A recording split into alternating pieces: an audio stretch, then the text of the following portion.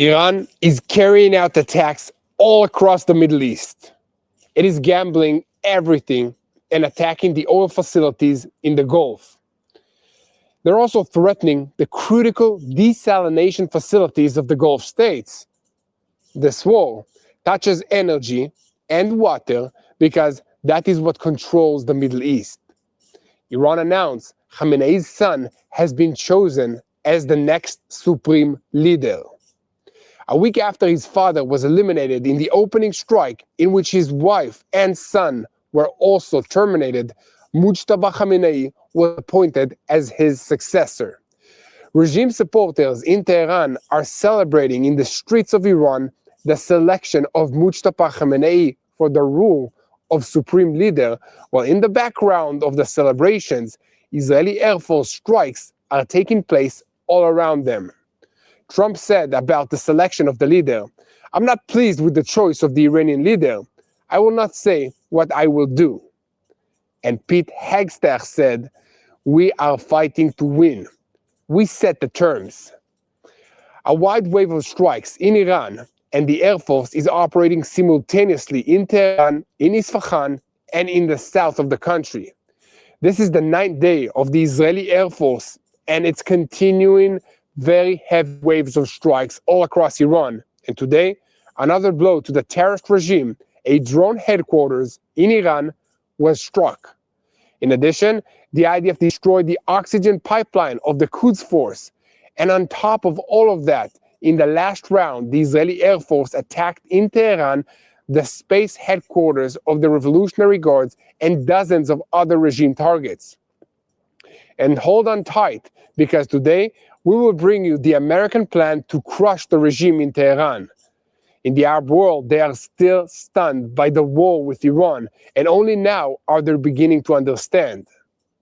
I'm Yair Pinto, and with me is Mati Shoshani, and we are boots on the ground, bringing you all the truth about what's happening in Israel, and also everything that's happening in the Middle East. And this is the 10th day of the war, Epic Fury, or in the Israeli name, Lion's Roar. Only 1 week of war on the broad scale has exposed severe damage to Iran's military capabilities. The combined air campaign against the regime in Tehran is setting a new bar in military history, with 6,000 munitions dropped at enormous ranges and full synchronization between the Israeli and the American air forces. But is technological superiority enough to defeat a regional power? What do you think about that? Let me know in the comments. Our senior Middle East correspondent, Mati Shoshani, will soon bring us all the answers. And during Saturday, the Israeli Air Force destroyed Iran's fleet of transport aircrafts. For years, close intelligence monitoring was conducted around the aerial transfer route. The Iranian regime tried to camouflage the aircrafts and move them to scrapping compounds. The Air Force attacked ballistic missile launch sites and headquarters of the internal security forces, the Revolutionary Guards, and the besieged in the center of the Islamic Republic, deepening the damage to the regime's core systems. A week after the elimination of his father, Ali Khamenei, in the opening strike of the war, in which his wife and son were also terminated, Mojtaba Khamenei was appointed as his successor. The assembly of experts that chose him called on Iranians swear allegiance to him. Celebrations in Tehran, but there were also those who shouted from the balcony, "Death to Mojtaba." US President Donald Trump expressed his opinion about the selection of Mojtaba Khamenei as Iran's supreme leader. The Israeli Foreign Ministry responded to the selection, saying another tyrant who will continue the regime's cruelty. Trump threatened that he will not survive for long. He will bring you who the third leader of the Islamic Republic is. And as part of Iran's attacks on the Gulf states, 3 water facilities were hit in Bahrain, the United Arab Emirates, and also Kuwait. Iran threatened that it would direct its attacks at desalination facilities after claiming that the United States has struck one of the facilities in the country of Iran. About 100 million people in the Gulf rely on these facilities for their drinking water and other water needs. In the IDF, they warn that the drop in launches in each barrage could be misleading, and they call on people to avoid complacency. Despite Tehran's attempts to change its patterns of operation, the IDF makes clear, we destroyed a significant percentage of the launchers and struck centers of government and engine factories. Secretary of State Marco Rubio makes clear that the goal of the American operation is to damage Iran's military capabilities and weaken the regime in Tehran. With every passing day, they have less power. The Gulf states and estimate that Tehran will try to bring about a global economic collapse in order to survive. But while the regime launches missiles towards the energy facilities and is waging a war of attrition against Israel, in Washington, they are already preparing the response. And today, we will bring you the possibility of the reactions. What options are we to expect? For military escorts, for tankers, to easing restrictions on Russian oil, and a plan to rebuild the country on the day after. Iran's good friend, formerly Qatar's Prime Minister, Sheikh Mohammed bin Abdullah Rahman Al Thani, expressed a feeling of betrayal by Iran following the attacks on the Gulf states, called for an end to the fighting, and emphasized British and European support for Qatar. The attack on Hezbollah. The IDF began ground activity in Lebanese territory. Forces from the 36th Division and the combat team began a targeted raid to eliminate terrorists and destroy terror infrastructure of the Hezbollah terrorist organization in the area of southern Lebanon. And today, we will have a surprise interview with none other than Lindsay Keith, an independent journalist from the White House. So hold on tight and let's dive into all the details. I'm Yair Pinto, and with me is Mati Shoshani, and we are boots on the ground, bringing you all the truth about what's happening in Israel. This is the 10th day of the war against the Revolutionary Guards in Iran, which is the head of the axis of evil in the Middle East. Just a second before we begin, I want to call on you to keep spreading the truth. Share our content with as many people as possible. Click the subscribe button. And if you want to see the war through our eyes, then look for me, Yair Pinto, and for Mati Shoshani on social media platforms. Now let's begin. Our senior Middle East correspondent, Mati Shoshani, the Iranians have not invaded the Gulf states on the ground, but what they have been doing there is, in recent days, waking up from a deep sleep that the Arab neighbors of the Ayatollah regime, who are not used to observing attacks like this on a daily basis. The sounds of explosions that have become routine in the Gulf states illustrate it. Is this what it sounds like when a conception is shattered into pieces in our neighborhood? Can you give our viewers how the Gulf states have been hit hard by this war and why? Mati, Iran have been attacking the Gulf states multiple times with hundreds of drones that cause damage to people, to infrastructure, but we do not see a serious response from the Arab states, from the Gulf states, and not from Saudi Arabia in particular. What's going on? What are they afraid of? Yeah, this is more than $1 million question. This is the probably $50 billion question this month. It's a question how all these Gulf states who are having their oil facilities, their oil refineries, the Straits of Hormuz blocked, how their economies are being hurt, and they're not responding to the Iranians. How is it that the Iranians are attacking these people again and again and again, bombing them?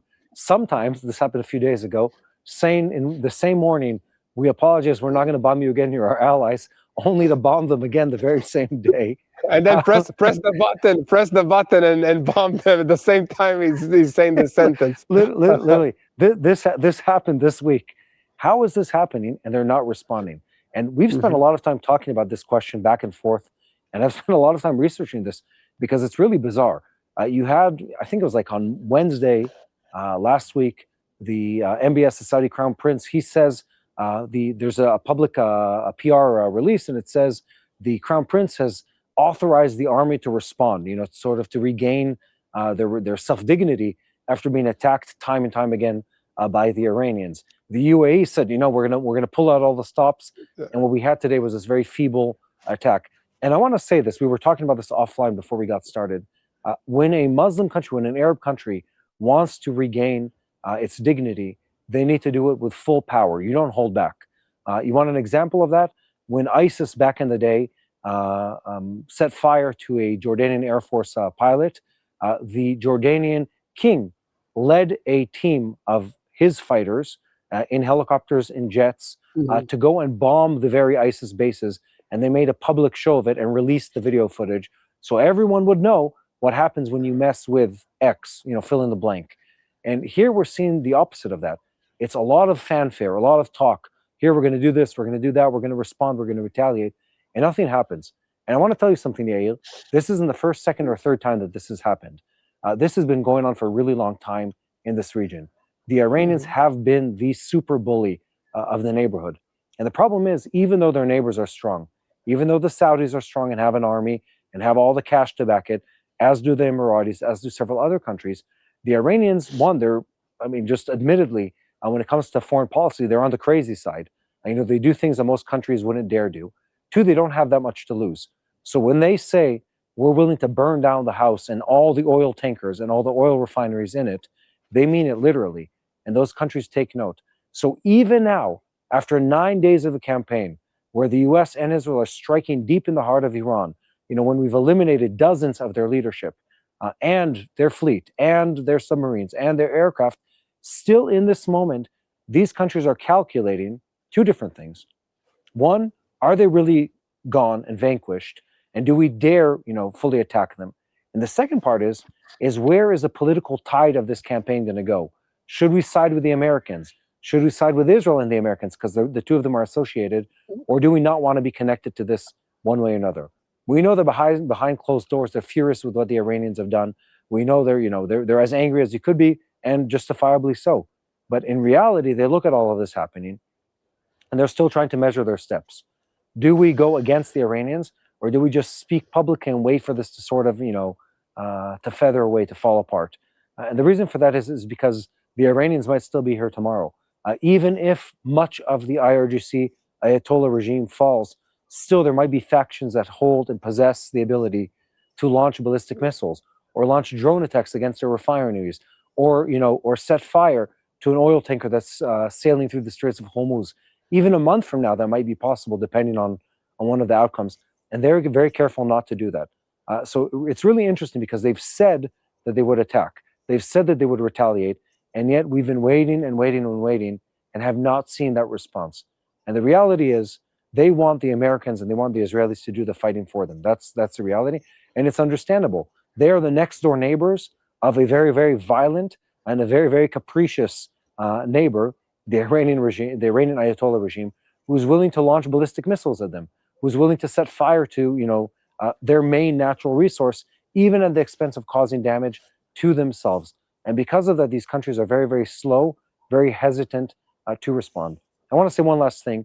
The tension as it relates to Israel and the United States is greater in several of these countries than we can really attribute or understand. Participating and partaking with the Americans, or especially working together with anything related to Israel, is something that receives a huge amount of criticism from the Muslim public in many of these countries. The UAE, who's part of the Abraham Accords, has to this day, multiple years later, still receives a lot of criticism and almost a side-eye glance from other countries in the region as to their relationship and close ties to Israel. And because of that, other countries are saying, we might as well just stay a little removed from all of this, a little removed from the drama, the conflict, and we'll let others fight this fight till we see where things really fall later on. Of course, later on, if Iran truly does fall, the Ayatollahs are removed, we can expect them to very strongly back whatever coalition or whatever government takes place to reshape the region. But right now, they're still trying to figure out where this is going. They know the Ayatollah regime has taken a beating, but they're not sure they're completely gone. So they're measuring their steps because they want to make sure that they aren't the ones to take the fire from it. And I also want to give just a little financial weight to all of this, Yair.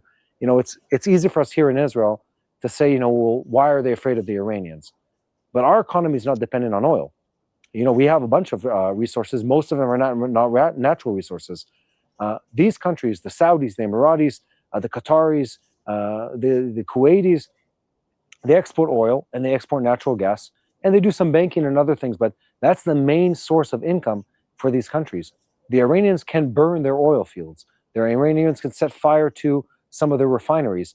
They can sink ships that are traveling in the Hormuz Straits, and it doesn't take that much technology and that much weaponry to dramatically hurt the GDP of those countries. So it's understandable that they're being very, very cautious about directly attacking the Iranian regime. I think that's sort of the summary of why it's so complicated, why we haven't seen the response we were all expecting. Well, thank you so much, Mati, for this very, very good breakdown. And I see that you're still with uniform, so hopefully you ended your duty for today. Go to sleep, and we'll see you again tomorrow. Thank you, Yair. Thank you very much, Mati Shoshani, for helping us make sense of all of that's happening in the Gulf, in the Arab Gulf, with the attacks from Iran. And to you, back at home, that watch us, thank you so much, first of all. We ask you to keep spreading the truth, to share it with as many people as possible so that they will know what's happening in this region and will know how to pray for the situation. How you can share? You can hit the subscribe button. You can tell a friend. You can help us share the truth. And back to the news now. Explosions were heard again today in Tehran, in Isfahan, and in southern Iran, as the Israeli Air Force completed another wave of strikes on headquarters, launch sites, bunkers, and the regime's command and control systems. At the same time, Iran expanded its fire deep into the Gulf, hit energy and water infrastructure, and continued trying to create regional and economic pressure, while the missile barrages towards Israel continue. It continues even at a changing pace, sometimes more, sometimes less. The question now is very sharp. Does the 10th day mark the beginning of the breaking of the Iranian axis, or the moment when the regime decides to burn every card it has left? This is the 10th day of the Lion's Roar War, or Epic Fury, if you're in America. And this day sharpens more and anything that the two axes are operating together. On one side, an Israeli-American deep area blow that continues to dismantle layer after layer of the regime's core systems in Tehran. On the other side, an Iranian regime that understands time is working against it, and therefore expands its fire towards the civilian targets, sensitive infrastructure, and continues to fire. And they do not want to be part of this war if we're talking about all the civilians that are attacked. The overall picture is clearer because Israel and the United States continue to deepen the damage to the military centers of the gravity. And Iran is trying to compensate for the loss of capability through the regional terror, damage to the economy, and also a dangerous gamble on energy and water. The morning opened up with another wave of strikes in central Iran. The Israeli Air Force attacked long-range ballistic missiles and launch sites alongside centers of the regime's authority and internal security. Among the targets that were struck were the headquarters of the regime's provincial corps, the Internal Security Forces headquarters in Isfahan, another base used by the Revolutionary Guards and the Basij, and also the police headquarters of the Revolutionary Guards. This is not just damage to another building. This is a strike aimed directly at the arms responsible for both continuing the fire towards Israel and for suppressing the population in Iran. When the Basij and the Internal Security Forces enter the target bank, the message is that the campaign is no longer dealing only with launchers and factories, but also with the regime's pillars of support. Then another wave came. The IDF announced that the Air Force completed a strike on Iran's central drone headquarters. This is the Revolutionary Guards headquarters that is responsible for launching unmanned aerial suicide vehicles towards Israel. And it was also storing additional drones that were ready for immediate launch. Here we need to stop on this point because this is not a small tactical target. Hitting a drone headquarters is a hit on Iran's ability to conduct a prolonged, relatively cheap, and geographically wide war of attrition. A regime that loses such a launch, control, and storage center also loses both operational flexibility and response time. At the same time, the IDF continues to strike the missile industry itself. From the materials accumulated throughout the day, and consistent picture emerges. Launch sites, a factory for producing rocket engines, and ballistic missile production infrastructure in various parts of Iran were attacked. The IDF emphasizes that the goal is twofold. On one hand, to reduce the actual firing capabilities towards Israel, and on the other hand, to damage the production chain, the maintenance, and the command and control that keeps this array alive. And according to estimates, Iran still has many hundreds of ballistic missiles and the ability to launch for weeks. But the bottleneck is beginning to be the launchers, access to them, and the ability to operate them under constant pressure from the air. Some of the launchers were destroyed, some were clogged inside tunnels after access to them was hit, and the IDF emphasizes that the drop in number of launches in each barrage should not confuse anyone. The capability still exists, the danger is still here, and the message to the home front is clear. There is no room for complacency. One of the most prominent targets of the 10th day was in the heart of Tehran. The Air Force struck the Revolutionary Guard's space and satellite headquarters, including the control center of the Kayema satellite. This satellite, launched in August 2022, was used by the Revolutionary Guards to collect intelligence and advanced operational activity against Israel and the countries of this region.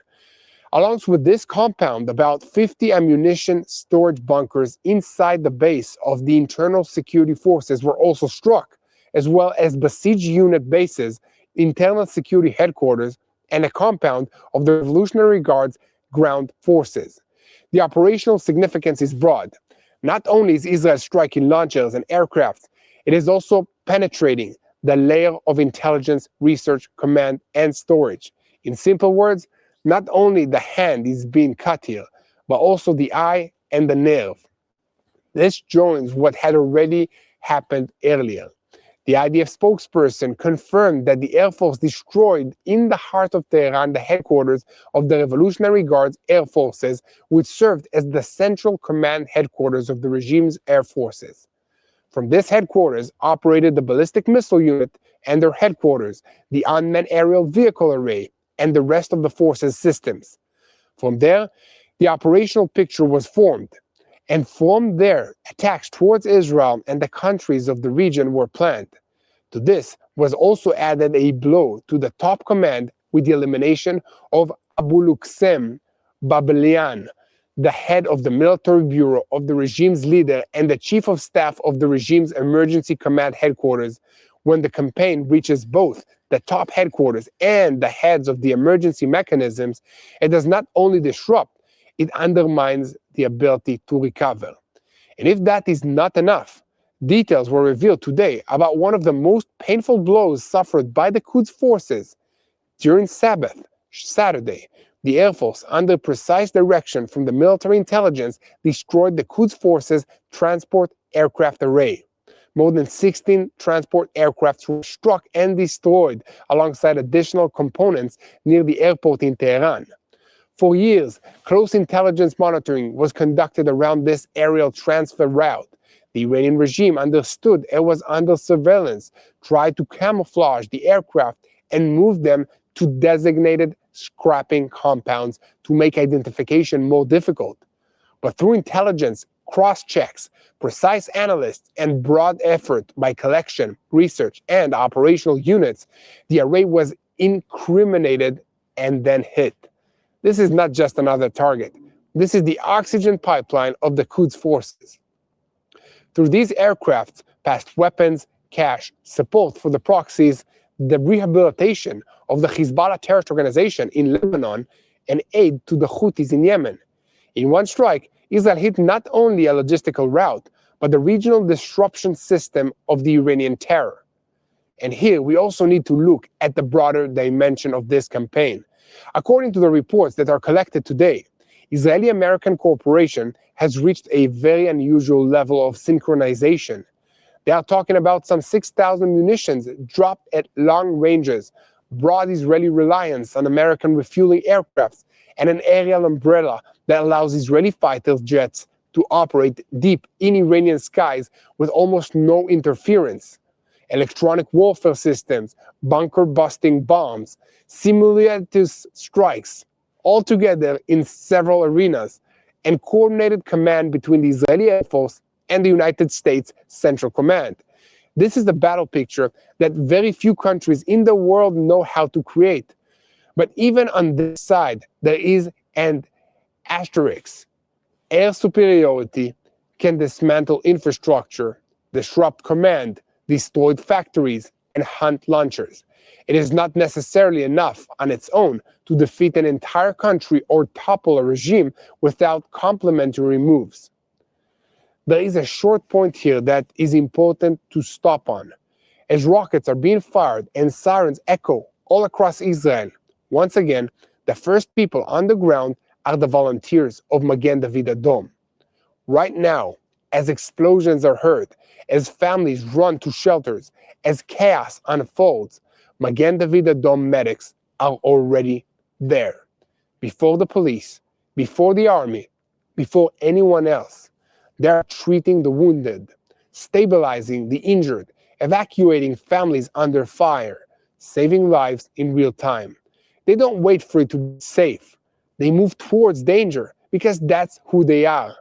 But responding to a war as it happens takes more than just courage. It takes ambulances racing through the rocket fire. It takes armored emergency vehicles, protective gear, advanced trauma equipment, fully trained teams ready to deploy at a moment's notice, day and night. And that's where we come in. Yes, you and I. Your support right now ensures that they can keep responding to every siren, every impact, every emergency. So go to savelifeisrael.com. Help Magen David Adom stay strong, stay fast, stay ready. Again, that's savelifeisrael.com. This war unfolds when seconds matter and lives hang in the balance. They are already underway. And now we return to the picture on the ground as Israel and the United States tighten the ring around Tehran. Iran is trying to change the rules of the game. This day sharpened the fact that the war is no longer only about missiles and nuclear power. It is about energy and water. In the Gulf tonight, they estimate that Tehran is gambling everything. The hits on oil facilities received a lot of attention, but behind the scenes, Iran is also aiming at desalination facilities, and it is touching the true lifeline of the Gulf states.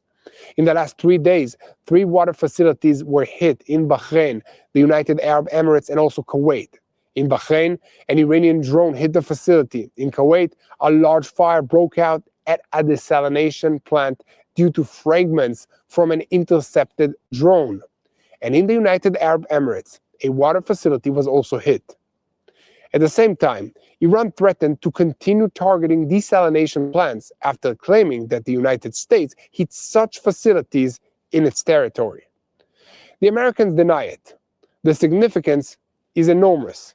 The Gulf states have almost no access to natural fresh water. About 400 desalination facilities sustain daily life in this region. In Kuwait, desalination provides 90% of the water needs. In Oman, 86%, and in Saudi Arabia, 70%. Around 100 million people depend on these systems. Therefore, this strike is even more serious than the initial image of oil in flames. Oil hits the economy. Water hits the ability to live. Iran is signaling here that it is ready to turn the war from a military struggle into a civilian survival confrontation. And this is exactly the line that is being identified both in Washington and in the Gulf capitals. The diplomats speaking tonight about the situation, say that the regime in Tehran has reached the stage where it is ready to endanger even its main economic branch, oil, if that will create enough pressure on the West and around the world. And the assessment is that Iran is trying to push oil prices higher, disrupt the maritime traffic, and signal that it can create a global effect if it is not toppled. In Washington, they are already talking about the possible response: military escort for tankers, insurance backing, neutralizing the Iranian maritime threat, heavier strikes on missile and drone launchers threatening the Gulf states, and even relief in other places to balance the energy market. This is not only a battle over the skies of Iran. This is a war over the pipelines, the ports, the tankers, and the taps. Into this picture also enters the political arena in Tehran. Iran announced that Mojtaba Khamenei, the son of Ali Khamenei, was chosen as the new supreme leader just 1 week after his father was eliminated in the opening strike. The Assembly of the Experts called on the Iranians to swear allegiance to him, and revolutionary guards hurried to declare full loyalty and obedience. This is only the third supreme leader of the Islamic Republic ever, a man of a hardline camp with very deep ties to the Revolutionary Guard and with many years of influence behind the scenes. The regime tried to project stability and continuity. Celebrations by regime supporters were seen in the streets, but alongside that, there were also reports of protests that voiced, including calls for death to Mojtaba from balconies in Tehran. The American response was immediate. Donald Trump said he's not pleased with the choice of the new leader and refused to say what he will do. The day before, he had already threatened that no Iranian leader would survive without his consent. And the Israeli Foreign Ministry responded in sharp words: another tyrant who will continue the regime's cruelty. At the same time, Pete Hegseth emphasized that the American line is even tougher. We are fighting to win. We set the terms, according to him. And the assault has only just begun. The Iranian Navy has effectively been eliminated, and when American power joins the Israeli Air Force, these are the two strongest air forces in the world. Marco Rubio also sharpened the objective: destroy the missiles, destroy the factories that produce them, and destroy the Iranian Navy. He also gave the sentence that sums all of this up: with every passing day, the regime in Iran has less power. But the internal picture inside Iran is more complicated. In testimonies that arrived today from Tehran and Bushehr, anxiety can be heard, but also deep anger. Civilians told of roadblocks on almost every street, security personnel with masks and AK-47s, besieged forces in schools, hospitals, and sports halls, new searchlights in the streets, and even very young faces inside the repression mechanism. Some of them say explicitly the regime's forces are more frightening than the war itself. Others say that they are waiting for the moment when everything changes. That means that despite the official celebrations and the attempt to project unity, there is tension under the surface.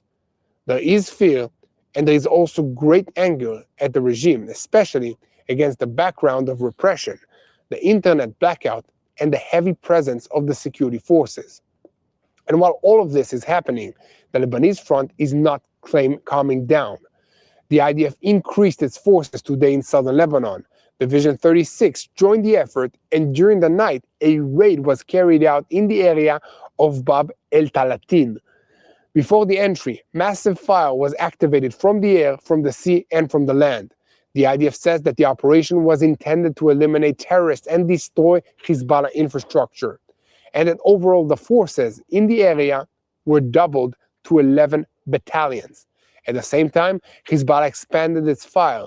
Launches from Lebanon today also reached the central area, and for the first time since the beginning of the operation, a missile from Lebanon reached the Beit Shemesh area, not far from here, about 20 minutes, and in the afternoon, there were launches towards central Israel in the Shfela, and within an hour, the IDF struck the 3 launchers from which the rockets were fired.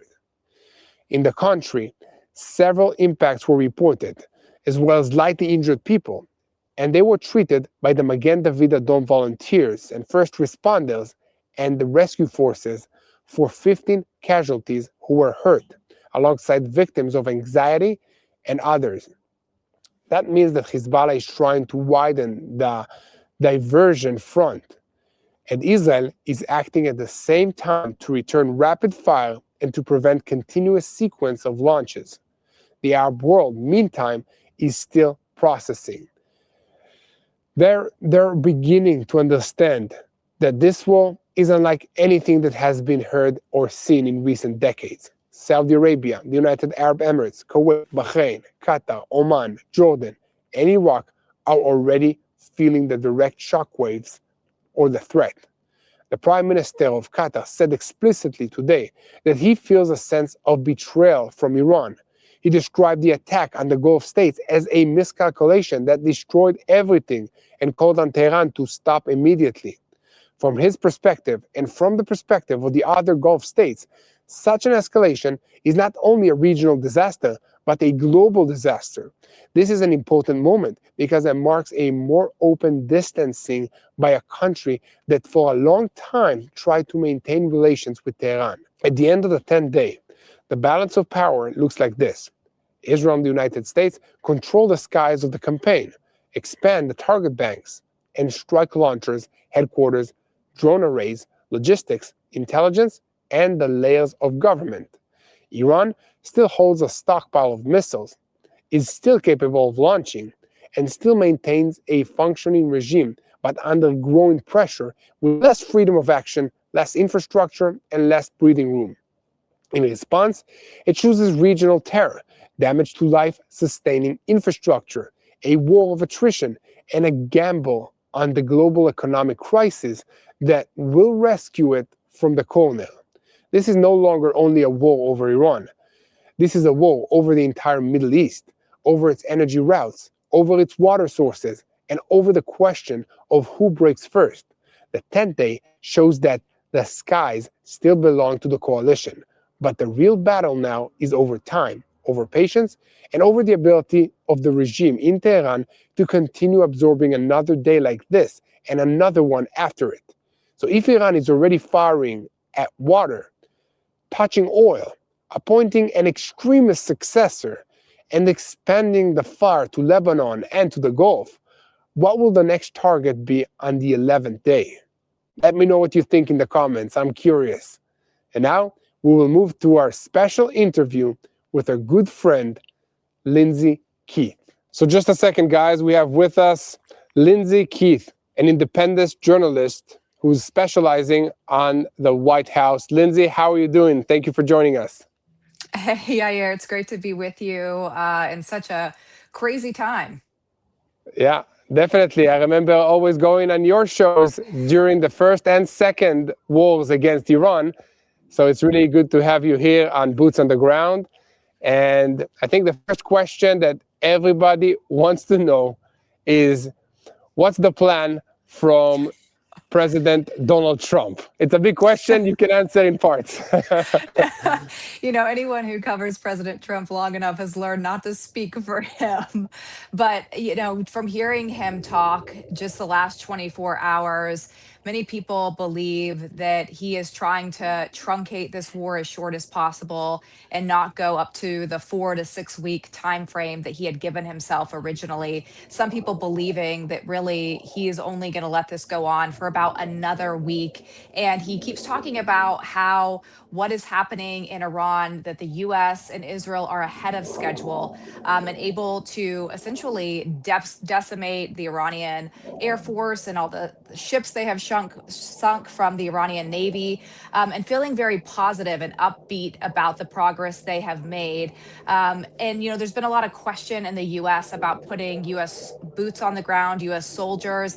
The president will not paint himself into a corner. He does not want to say yes or no one way or the other. But many people who I've spoken with do not believe that he wants to put boots on the ground at all, and if they can continue to do airstrikes and what they're doing, partnering with Israel, the sooner that he can get out, the better. And of course, as well as he continues to watch the price of oil go up in the US, he's very cognizant of the economy. And so I think the sooner he can get out, the better. But again, I do think that he is going to try to stay in that 4 week time frame. And some people think even sooner.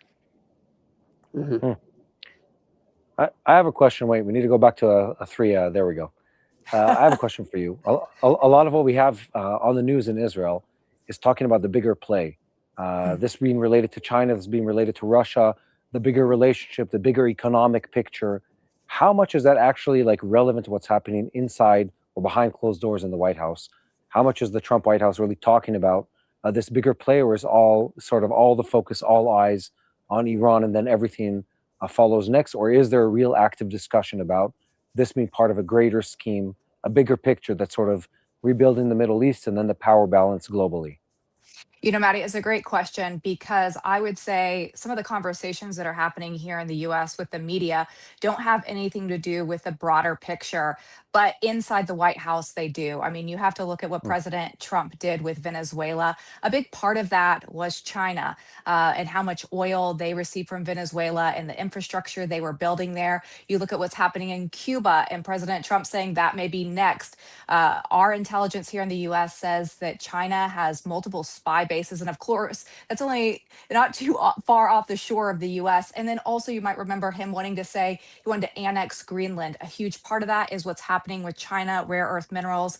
But the president is also very smart in how he talks about this, even though sometimes people feel like how he talks about things can be chaotic. He has a long-term game. You know, he is going to Beijing or to China this year to meet with Xi Jinping. And he is strategic in how he talks about that relationship. But behind closed doors, he understands that China is the ultimate threat. I think one of the interesting things is Russia, how the US really is going to handle Russia, because obviously President Trump is in the middle of trying to get a peace deal between Russia and Ukraine. And so, how strong handed will he be with them? But to your point, Maddie, I believe the White House is clear eyed about the long term threat of China, even though they may not talk about it.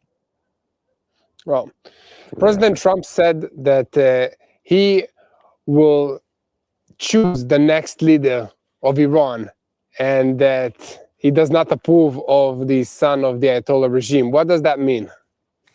Yeah, it's interesting.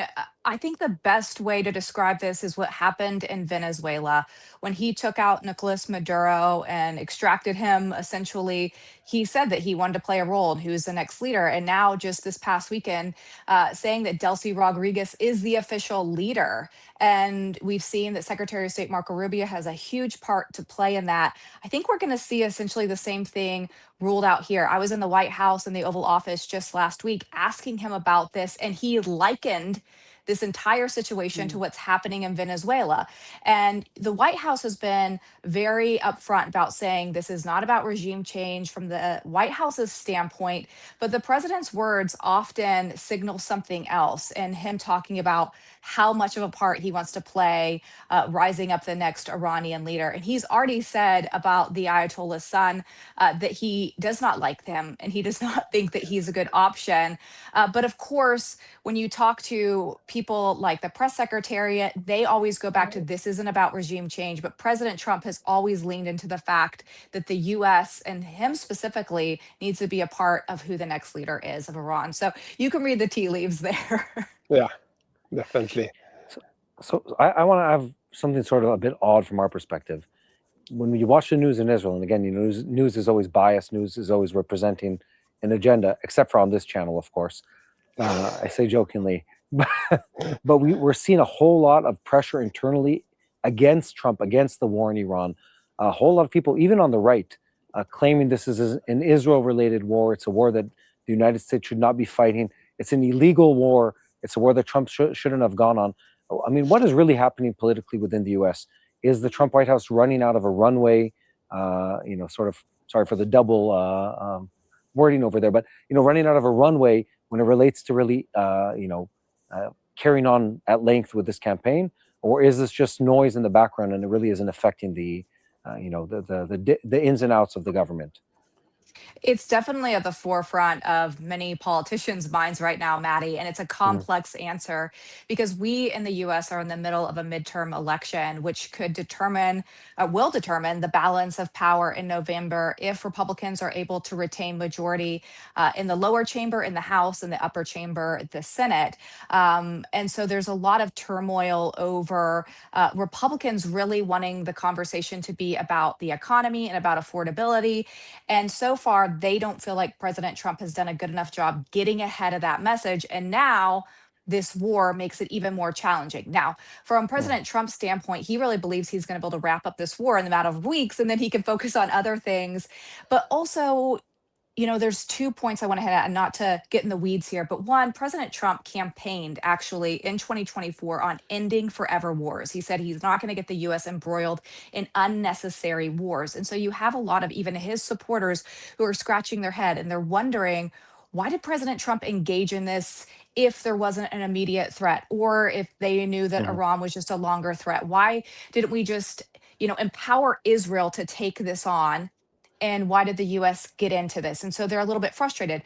Now, some of them are completely outspoken about it. You have like Tucker Carlson's and such. And others have said, you know what? I trust the president. I see how he handled Venezuela. I see how he's handled, trying to create peace in other regions in the world. And so I'll continue to give him the benefit of the doubt. And then the question about legality, you have people on both sides of the aisle, specifically Democrats, who have said they do not feel like the president has the authority to actually do what he's doing right now. And Congress is actually in our Constitution, they're the only ones that have actually the power to declare war. Now, President Trump would say we haven't declared an all-out war. These are strikes and essentially a campaign, an operation that's going to go on for a few weeks and we'll be out. And there's one more last thing I'll say here. There is this law, the War Powers Act, essentially gives the president 48 days to tell Congress what he's up to, 60 days to essentially carry out an operation, and then 30 days to bring people home if he doesn't get approval. And so he feels like he essentially has this 90-day window to play with before he has broken the law. And so again, it's very complex and kind of getting in the weeds here, but that's why you have turmoil over some people who think, why is the president even doing this? It's distracting from other things Americans care about. And then on the other side, you have some people who feel like what he did is pressing the bounds of what he has as the executive branch, being the president. Well, and I think last question, and this is, of course, boots on the ground, so I'm very curious about this one. Do you think that the United States will use the B-1 bombers that everybody's been talking about and expecting, and what's the result, the expected result of this strike? Yeah, if you listen to Secretary Hegseth, the Secretary of War, even President Trump talk about this, and even Secretary Rubio, they really talk about there's going to be even more military might coming because their 4 goals are to wipe out Iran's nuclear capabilities, wipe out their ballistic missile capabilities, wipe out their Navy, and then wipe out their ability to fund these proxy groups. And so really, until those 4 things are completely accomplished in their mind, I think they will use whatever military might they feel necessary to accomplish those goals without putting boots on the ground. And even just this weekend, President Trump was pressed about that boots on the ground question because we just had another military member die. So 7 US soldiers now have died in this operation. And again, he said, I don't want to really talk about it. I'm going to try to do this essentially from the air. And I wouldn't put boots on the ground unless it was safe on the ground. And we'd already obliterated any capability that Iran had. So we'll continue to see, but that people are concerned about that in many ways. And I have a follow-up question. Sorry, Mati, I'm stealing your turn, but I'm curious about this because we have reports of around, 440 kilograms of uranium that was enriched to around 60% military grade, which is very far off from the 90% needed for a nuclear bomb. And we heard reports of covert operations and maybe commando raids that will need to go into Isfahan, into the nuclear sites, and retrieve these materials before they reach either a terrorist regime or terrorist cells or the Iranian Revolutionary Guards when they are feeling that they have nothing to lose. And then that's an amount that can be used for at least, 10 bombs or something like that, 10 nuclear bombs. That's a big threat to everybody. Yeah, it's a great question, Yair. And President Trump was actually asked about this, I believe, yesterday. And they said, how can you ensure that that uranium is found and disposed of properly if you don't have boots on the ground? And he wouldn't give an answer to it and essentially said, we're figuring that out. I think from my standpoint, I wonder if that's where the administration is looking to use the Israelis and the IDF for that type of operation, or if they will use our special forces or CIA to do something like that. President Trump already saying he doesn't want the Kurds to get involved, which we've seen back and forth. There has been reports that the Kurds are involved and the CIA was working with them, with the White House has said those aren't true. So I think those are some of the things they're continuing to, maybe they have a operational goal that they don't want us to be read into yet. But again, the big question is, how can you find that if you don't have boots on the ground? And we don't have a clear answer from the administration.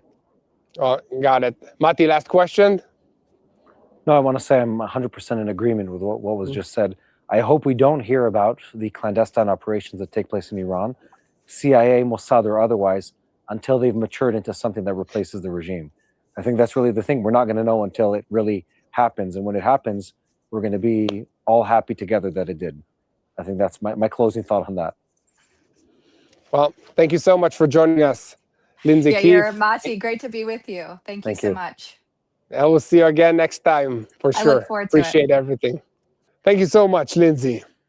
And to you back at home, keep spreading the truth, follow us, and most importantly, don't forget to press that subscribe button so that you stay tuned to what's happening in Israel, in this region, boots on the ground style, and know how to pray for the situation. If you want to see the behind the scenes of this war through our eyes, look for Yair Pinto and Mati Shoshani on social media platforms. And now let's pray together, because this is a spiritual war. Very important to remember that all the enemies are attacking Israel because they want to break God's promises to all of us. If God is faithful to the Jewish people of Israel after thousands of years, that means he's going to be faithful to his promises to you, wherever you are. The enemy cannot take that. So, how do you fight the spiritual war? Any questions? Any ideas? You pray. So let's unite in prayer, because God is listening. Let's pray for wisdom to our leaders. Let's pray for the Iranian people to be released from this regime. Let's pray for all of our service men and women in the Navy, the Air Force, and the military, special forces, intelligence, all the units, if I forgot some. Let's pray for them and their family members. Please also pray for our team here at TBN Israel that are working day and night to bring you the most updated, most relevant news and information with the best graphic and quality possible. And thank you so much. Please keep praying for the peace of Jerusalem, and I'll see you again next time for another episode of Boots on the Ground. See you tomorrow.